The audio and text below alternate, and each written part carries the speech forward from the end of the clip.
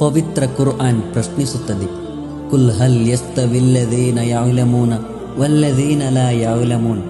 ಜ್ಞಾನದ ಪ್ರಕಾಶವನ್ನು ಪಡೆದವರು ಮತ್ತು ಅದರಿಂದ ವಂಚಿತರಾದವರು ಎಂದಾದರೂ ಸಮಾನಾಗಲು ಸಾಧ್ಯವೇ?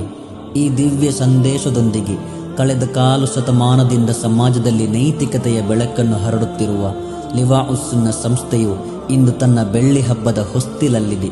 ಈ ಪವಿತ್ರ ಜ್ಞಾನ ಕೇಂದ್ರವು ಗೌರವಾನ್ವಿತ ಹಾಫಿಲ್ ಅಬ್ದುಲ್ ಲತೀಫ್ ಫಾಲಿಲಿ ಉಸ್ತಾದರ ಕುಶಲ ಸಾರಥ್ಯ ಮತ್ತು ಮಾರ್ಗದರ್ಶನದಲ್ಲಿ ದಕ್ಷವಾಗಿ ಮುನ್ನಡೆಯುತ್ತಿದೆ.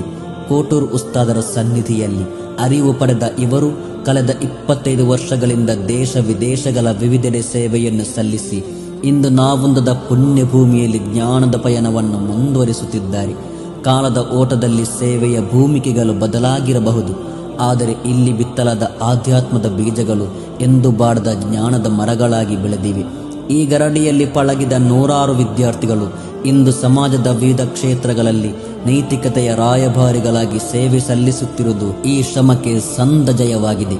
ಈ ಐತಿಹಾಸಿಕ ಕ್ಷಣದ ಸ್ಮರಣೆಗಾಗಿ ಬರುವ ಫೆಬ್ರವರಿ 11ರಂದು ನಾವೊಂದದಲ್ಲಿ ನಡೆಯುವ ಜ್ಞಾನದ ಮಹಾಸಂಗಮಕ್ಕೆ ನಿಮ್ಮೆಲ್ಲರಿಗೂ ಆದರದ ಆಮಂತ್ರಣ.